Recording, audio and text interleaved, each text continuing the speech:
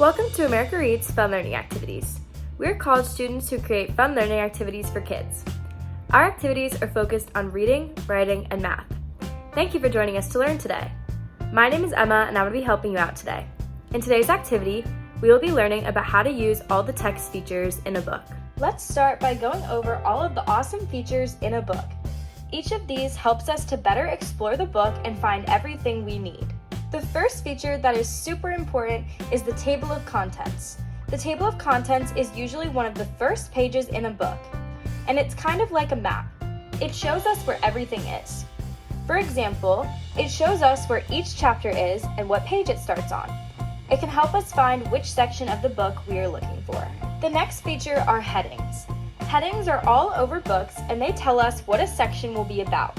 For example, in this example of a page, Ron's story is bigger than all the rest of the words, so we know that this section is about Ron's story. Next is the glossary.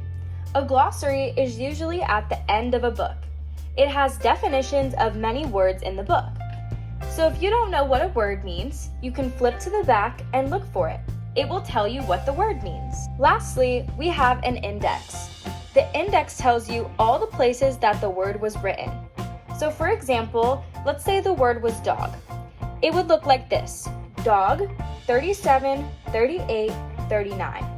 This means that the word dog is on the page 37, on page 38, and on page 39. Alright, now let's work on an activity. So go ahead and get out a piece of paper, a pen, pencil, or marker, something to color with, and scissors. We're going to take our piece of paper and fold it into 8 squares like this. So the way that you would do this is take your paper and fold it over once, like this, then fold that over again, and then one more time, and it should look something like this. And then when you unfold it, you can check and make sure that there are 8 squares. 1, 2, 3, 4, 5, 6, 7, 8. Now go ahead and refold it and fold it so that this top part is open right here and then the bottom part looks like this. Now see how we would be able to open this if this wasn't stuck together by this crease of the paper? So we're going to cut that with our scissors so that it's all open. So now do that where the parts of the fold is. So now you can just go ahead and cut right here and now it should look like this. So it should be a bunch of different pieces in a little book. So now we're going to go page by page and add all of these text features that we just talked about to our own book. So first, let's write a title page. So this is what my title page looks like. So go to the middle and write your name and then story. So for me, my name is Emma, so I wrote Emma's story. Then below it, write by and then your name. So I wrote by Emma because I wrote the story. Then go ahead and take your coloring utensils and draw on it. So I drew a little flower and a heart just to kind of make it more my own. Alright, so now let's flip the page and move on to what's going to be in the second one, which is the table of contents. So first thing you need to do is go up to the top like this and write table of contents. Then below it, for me, I'm going to write chapter 1, ... and then page 2, which would tell us that chapter 1 starts on page 2. Then chapter 2, ... page 3, and chapter 3, ... page 4. This would tell the reader that chapter 1 starts on page 2, chapter 2 starts on page 3, and chapter 3 starts on page 4. So you can go ahead and pause it if you want it to look like this.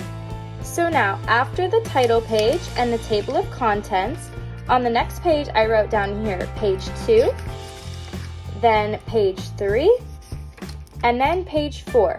And feel free to fill this in with whatever you want. If you want to write a story or draw some pictures, this is the perfect place for it.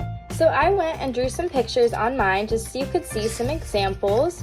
So I have some hearts here, and then I drew some flowers, and then another little heart design. Alright, so let's move on to the next page. So once we flip past all the ones we've done so far, go ahead and write glossary at the top like I have here. Now pick a word that would be in your book and write what it means. So I picked the word apple, and then I wrote the definition of apple. So apple is a crunchy sweet fruit that can be red or green. And you can choose whatever definition you would like. Just pick a word and then write the definition for it. Good job! Let's flip the page and do one more. So this time, go ahead and write index in the middle at the top. Below it, write the word you chose from the glossary and some imaginary page numbers that it would be on. So for example, I wrote the word apple and then 2, 3, 4.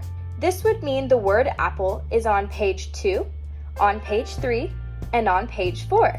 So now you can go ahead and color more if you would like, color other pages, and great job today. Thank you for learning with us today. We hope you come back and learn some more soon.